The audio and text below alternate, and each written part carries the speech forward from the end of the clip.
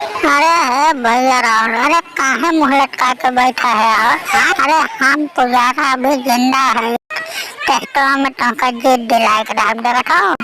90 run में ठोक दे, हम 86 रन ठोक दे।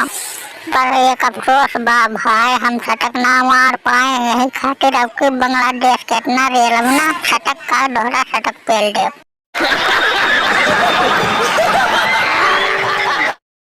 यार का सोचा थे यार? अरे तू शतक मार देते, शतक मार देते, ऐसे कोनो फायदा ना है ना।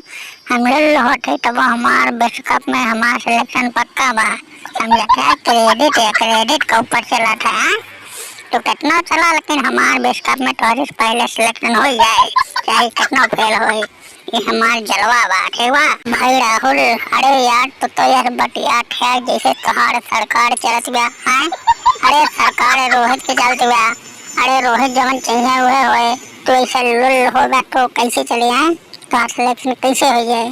तो अपने आप का समझते हैं? तो सब कुछ है और क्या कुछ नहीं? यार तुम लोग यार झगड़ा करा था। अरे यार विश्व कप तो 2023 में बात हो रहे, सब हमारे से लड़ा था।